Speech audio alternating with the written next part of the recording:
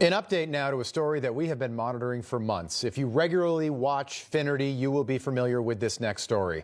Right now, as we speak, 3I Atlas, an enormous glowing object the size of Manhattan, is speeding toward Earth on what appears to be a planned, coordinated trajectory.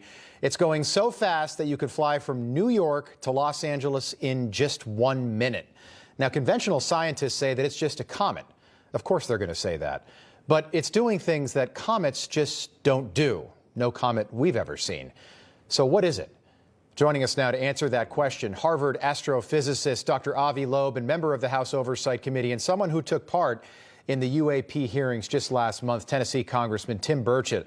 Gentlemen, great to have you back on. Dr. Loeb, I want to start with you. October 3rd is an important date in this 3I Atlas saga.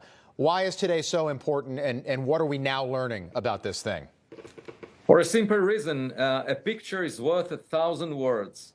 And we are about to get the highest resolution images of 3I Atlas when it comes within 29 million kilometers from Mars.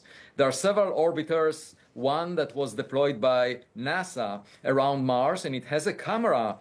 This camera is called HiRISE that will be able to resolve 3I Atlas with a 30 kilometer per pixel resolution. So we will learn much more about it in the coming days, and hopefully the data will be out soon. Science is fun because we can learn from evidence. So far, there are 7 anomalies of this unusual object. The size is very large. It's larger of all the size of Manhattan Island, about 1,000 times more massive than the previous interstellar comet, about 33 billion tons, at least that mass.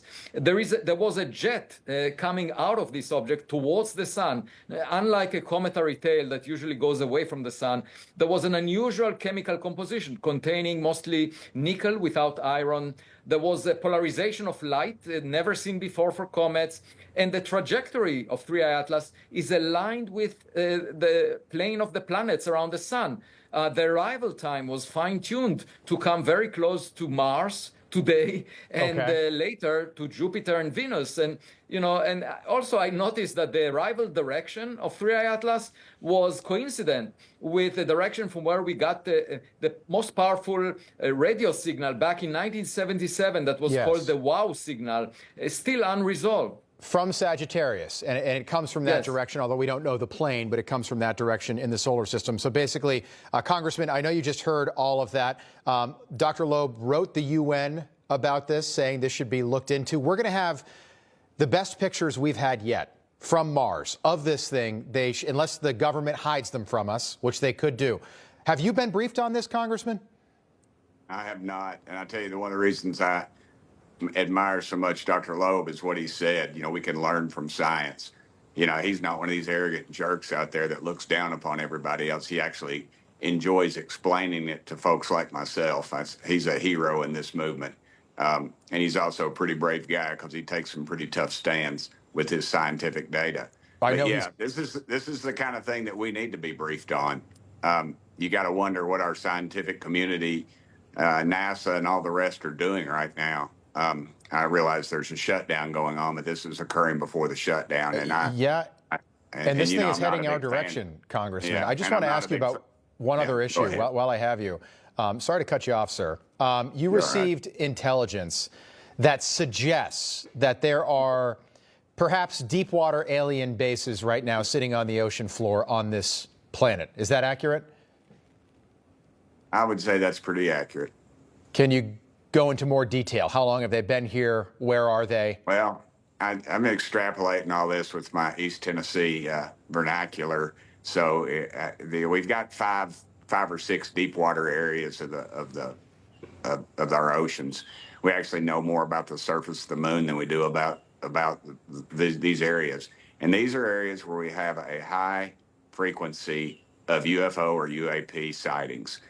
We've had naval folks have told me pretty high up that they've actually tracked these things. Now, we have stuff that can go underwater probably 30 to 40 miles an hour, maybe something a little faster that the Chinese haven't stole from us yet.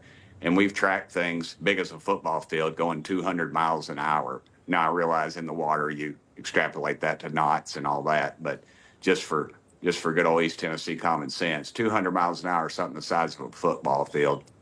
And we don't know what it is. And these are in these areas. So yeah, there's something going on there. And whether it's something that's been here for millennial or whatever, and I'm not afraid of it. I'm kind of like Dr. Loeb.